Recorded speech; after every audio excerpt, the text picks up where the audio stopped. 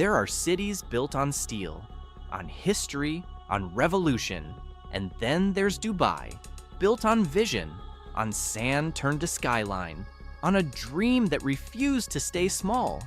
But behind the tallest tower and the busiest airport is a family, not just wealthy, not just royal, a family living a millionaire lifestyle inside a trillionaire world. Today, we step into their world. The Al Maktoum dynasty, let's begin. There was a time when Dubai was nothing, just heat, dust, silence. Camels moved slowly across the sand. Fishermen mended nets by the creek. Pearls were the city's treasure. Not oil, not glass towers, just pearls pulled from the sea by calloused hands. Fast forward half a century, and Dubai isn't just on the map, it's rewriting it. The architect of this transformation? One man, Sheikh Mohammed bin Rashid Al Maktoum. He didn't inherit a city of gold.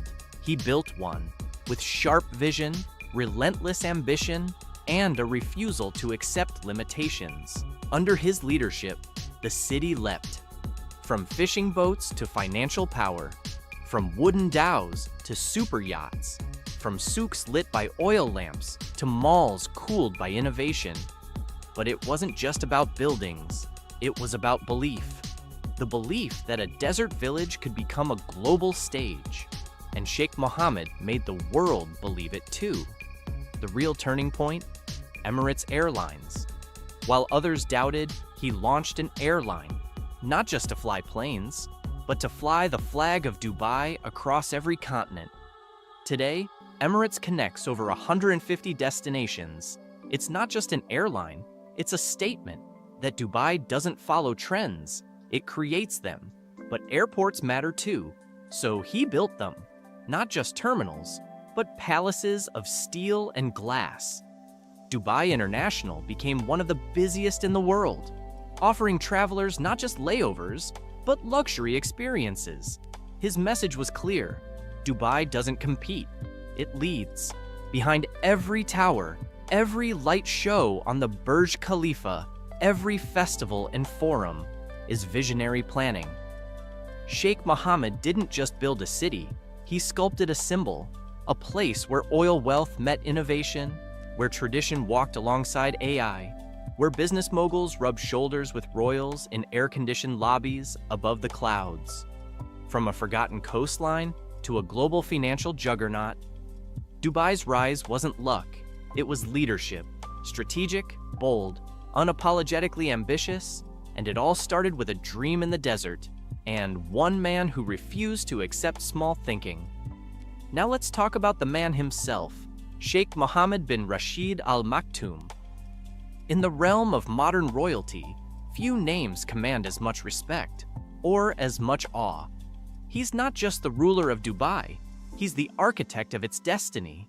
With a staggering net worth estimated in the billions, he holds the keys to one of the world's most ambitious cities, and steers it like a seasoned captain navigating uncharted waters. But power isn't his only currency.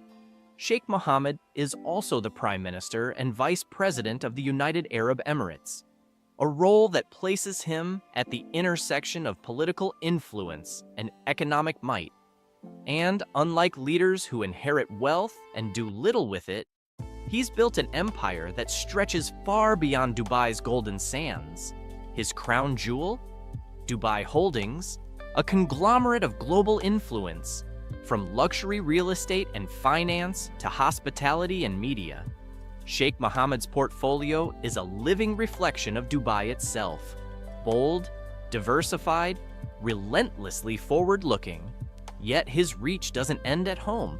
The ruler's real estate empire is scattered across the globe, like jewels on a royal cloak.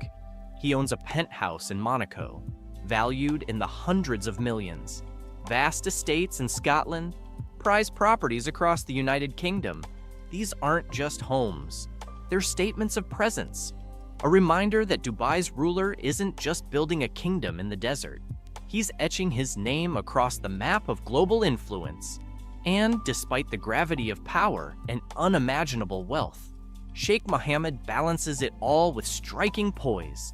Whether drafting Dubai's Vision 2021 plan or unveiling yet another architectural marvel, he does so with the elegance of a monarch and the precision of a CEO.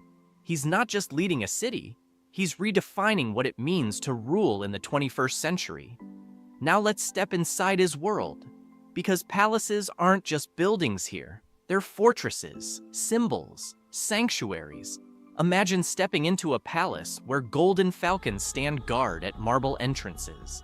Chandeliers drip from 30-foot ceilings, and silence is kept not by staff, but by security systems rivaling those of heads of state. Welcome to Zabil Palace, the official residence of Sheikh Mohammed bin Rashid Al Maktoum, nestled among palm-lined gardens and invisible to the city's daily buzz. Zabil Palace isn't just a home, it's a symbol of power and protection. The sprawling estate is surrounded by heavily guarded perimeters, cutting-edge surveillance, guarded access points. Yet beyond the walls, it breathes tranquility, manicured lawns, fountains, architectural flourishes blending Moorish tradition with modern mastery. But Sheikh Mohammed's domain doesn't stop at Zabil. His real estate portfolio stretches across continents like a royal shadow. In Monaco, he owns a penthouse, arguably one of the most exclusive addresses in the world. Perched above the Mediterranean, panoramic sea views, private elevators, interiors tailored by Europe's most elite designers. It's not just a penthouse, it's a statement of sovereignty. Further west, his Scottish estates span thousands of acres, complete with stables, shooting grounds, private lakes. In the United Kingdom, he owns heritage manors and countryside retreats, each property discreetly secured, elegantly maintained, quietly reinforcing his global presence. Each home tells a different story of diplomacy, discretion, or deep personal retreat. Whether it's the glittering skyline of Dubai or the fog-draped hills of Scotland, one constant remains: uncompromising privacy matched by opulent design. These aren't just places to live, they're fortresses of influence, strategically placed across the world. Sheikh Mohammed doesn't just reside, he occupies space with intent and symbolism, showing the world that royalty doesn't end at the border of a kingdom. But there's another side to him, one that existed long before the skyscrapers, before the private jets: horses. For Sheikh Mohammed bin Rashid Al Maktoum, horses are more than passion, they are legacy, diplomacy, and dominion. At the heart of his equestrian empire lies Godolphin, the largest horse breeding operation on Earth, spanning across the UK, Ireland, Australia, and the US. This global network of elite stables houses over 1,000 purebred racehorses, each one hand-selected, meticulously trained, cared for with medical precision. These are not animals, these are royal athletes, born to conquer tracks and bloodlines alike. In 1996, Sheikh Mohammed launched what would become the crown jewel of global horse racing, the Dubai World Cup. With a purse reaching into the millions, it's the richest horse race in the world, held under the night sky at Maiden Racecourse, an architectural wonder in itself. It attracts kings, billionaires, racing elites from every continent. It was a powerful soft power move, planting Dubai firmly on the global sporting map. In Europe, his stables dominate events like the Royal Ascot and Prix de l'Arc de Triomphe. In America, his horses have made history at the Breeders' Cup and Kentucky Derby, turning Godolphin into a household name in the equestrian elite. But at the core, this empire remains deeply cultural. In the desert sands of Dubai, horse riding is still a rite of passage, a link to Bedouin roots that predates oil and glass towers. It's not just sport, it's heritage on hooves. And then there's the cars. Because in Dubai, excess isn't just accepted, it's elevated to an art form. While most collectors showcase a few prized vehicles, Sheikh Mohammed and his son, Sheikh Hamdan, command a fleet so vast and rare, It defies conventional imagination. We're not talking about just Ferraris and Lamborghinis. This collection features over 100 ultra-luxury and hyper-rare vehicles, each one a statement of power, national pride, and technological ambition. At the center of this fleet, the Devil 16, a beast born in the UAE. With a rumored 5,000 horsepower engine, it's less a car and more a symbol of how Dubai thinks. Bold, fast, built to dominate. But this garage isn't just horsepower and flash. It's where tradition meets innovation. One glance, and you'll see classic Rolls-Royces, a nod to royal elegance, parked beside gold-plated SUVs and Bugattis, some with falcon emblems or personalized Arabic calligraphy etched into the body. These aren't cars. They're moving portraits of Dubai's dual identity, futuristic ambition rooted in deep cultural pride. The Sheikh's collection even includes military-grade 404s modified for desert travel, proving these machines aren't just for city cruising. They're designed to traverse every terrain, urban or wild, reflecting the versatility of Dubai's royal vision. Some vehicles are armored, some are experimental prototypes, and many are completely custom-built, never to be sold, never to be replicated. Each vehicle in the Al Maktoum fleet tells a different story of engineering obsession, of wealth turned into rolling art, of a city-state that sees no boundary between function and fantasy. In the world of royal automobiles, this isn't a collection, it's a kingdom on wheels, an empire powered by gasoline, gold, and imagination. But palaces and cars are anchored to land. And when you rule a futuristic kingdom like Dubai, your domain doesn't stop at the shore. For Sheikh Mohammed, luxury sails across oceans. His private yacht isn't just a vessel, it's a floating palace, a modern marvel that redefines what it means to live at sea. Stretching across hundreds of feet, the yacht glides silently through the world's most exclusive waters, from Monaco to the Maldives, carrying not just royal presence, but a full-fledged lifestyle. This isn't a boat for sightseeing. It's equipped with a private submarine, allowing the Sheikh and his guests to dive into the deep blue without ever touching a public shore. The experience is more James Bond than cruise ship. On deck, a cinema room lined with velvet, where guests can enjoy first-run films under the stars. There's a squash court, because even in the middle of the Mediterranean, fitness is never sacrificed.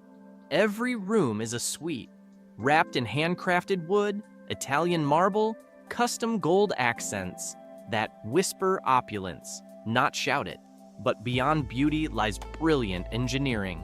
This yacht is built with advanced navigation systems, anti-drone security, climate control that adapts to the sea's mood. Its engines hum like a luxury car, quiet, yet powerful, capable of crossing continents without needing to refuel for days. There's even a helipad for quick exits and arrivals, because when you're royal, traffic is optional. And privacy? Impeccable. No paparazzi, no tourist eyes, just open sea and absolute discretion. For the Al Maktoum family, this yacht isn't just transportation, it's a symbol of freedom wrapped in elegance, a place where deals are whispered, legacies are discussed, and empires are dreamed up while the waves lap against gold-plated decks. In a world obsessed with status, this vessel doesn't just float, it commands the ocean. But every empire needs a future, and in Dubai, that future has a name. Sheikh Hamdan bin Mohammed Al Maktoum, known to millions not just as a crown prince, but as an adventurer, a poet, a modern icon. Sheikh Hamdan, Faza to his fans, embodies the next chapter of the Al Maktoum dynasty. At first glance, he might seem like a social media celebrity, breathtaking skydives, mountain climbs, desert rides. But behind the curated photos is a man deeply committed to duty, legacy, and public service. Sheikh Hamdan has been groomed not just to inherit wealth, but to lead with wisdom and compassion. While his lifestyle includes private jets and royal regattas, Fazza is also a driving force behind charitable campaigns, health initiatives, and animal welfare programs. During the pandemic, he personally supported frontline workers, launched aid campaigns that reached far beyond Dubai's borders. He's also a voice for nature, investing in conservation efforts and promoting sustainable development, a signal that Dubai's future will be both lavish and responsible. And yet, despite his royal blood and international fame, Sheikh Hamdan remains grounded.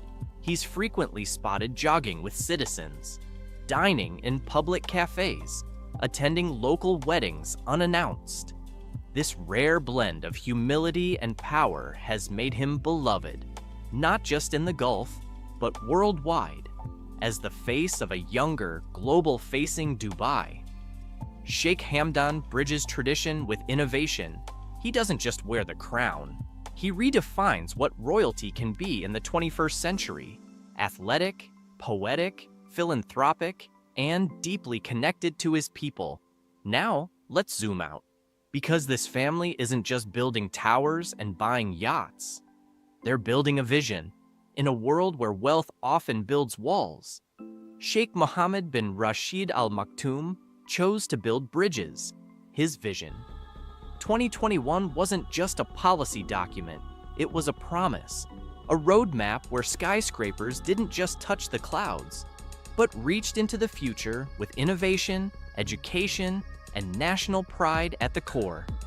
At the heart of this vision lies something rare, a ruling family that is as approachable as it is powerful. Despite commanding a fortune estimated in the billions, the Al Maktoum family walks through Dubai's streets with grace, not arrogance. Citizens often recall seeing Sheikh Mohammed at local book fairs, public bike rides, speaking with students, not from a stage, but face to face. That authenticity is no accident. It's leadership by design. But Dubai isn't just glitter and steel. It's social harmony built on shared purpose. The Al Maktoum family has made it a priority to ensure every citizen feels seen, heard, cared for, from world-class hospitals to tuition-free education and ambitious housing programs. Vision 2021 wasn't just about economic power, it was about people power. Philanthropy isn't a footnote in their legacy, it's a pillar. The family's charitable foundations fund cancer research, support orphans, provide disaster relief globally. Sheikh Hamdan, following in his father's footsteps, regularly donates to medical causes, animal rescue efforts, social welfare. Giving back isn't an event, it's a lifestyle. And perhaps that's what makes Dubai so unique. The ultra-rich don't hide behind golden gates. They show up in public, lead by example, and remind the world that true power lies in unity. In a region often defined by division, the Al Maktoum family turned leadership into loyalty by staying human first, royal second. But let's be honest, not everything is perfect. There's a contrast here that's impossible to ignore. A city where migrant workers build billion-dollar towers in desert heat, while royals dine on gold-plated plates in air-conditioned palaces, where luxury cars idle in traffic jams, and laborers ride cramped buses to labor camps on the city's edge. It's the duality of Dubai, a place of extremes, where wealth and struggle exist side by side, often within the same skyline. The Al Maktoum family has invested heavily in social programs, but the gap remains between the life of a prince and the life of a construction worker. Some see this as progress, a nation rising from nothing in just a few decades. Others see it as inequality, wealth concentrated at the top while the base holds it up. And both are true. Because Dubai isn't a fairy tale, it's a real place, with real people. Some living in penthouses, others in shared rooms. But what the Al Maktoum family has done, intentionally or not, is create a stage. A global stage where ambition is celebrated, where the impossible becomes architecture, where a family's vision becomes a nation's identity, and love it or question it, you can't ignore it. From billion-dollar skyscrapers to world-class racing, from Monaco palaces to local charities, their influence touches every corner of modern life. But beneath the golden grandeur lies something deeper: vision, discipline, and a quiet dedication to their people. They didn't just inherit power, they engineered it, expanded it, and turned it into something the world watches with equal parts admiration and curiosity. So what does it mean to live a millionaire lifestyle inside a trillionaire world? It means access, but also expectation, luxury, but also legacy, freedom, but also duty. Because when your family built the city, you don't just live in it, you carry it. Every decision, every appearance, every post. It's not just personal, it's national. And that's the weight Sheikh Hamdan carries. Not just a crown, but a responsibility to a vision his father started and a future he's expected to continue. The Al Maktoum family isn't just Dubai's richest, they're its heartbeat. And whether you see them as visionaries or symbols of excess, one thing is certain: they've rewritten the rules. From desert village to global powerhouse, from wooden dhows to floating palaces, from camels to custom supercars. This is the story of a family that didn't wait for the world to change. They changed the world's view of what a city could be, and in doing so, they built more than skyscrapers, they built belief. Before you go, hit that subscribe button. We don't just showcase luxury, we examine it. From the vision to the contrast, the wealth to the workers, the systems most channels won't question. So hit like, tap subscribe, and join thousands who already know. True power isn't just about what you build, it's about what you leave behind.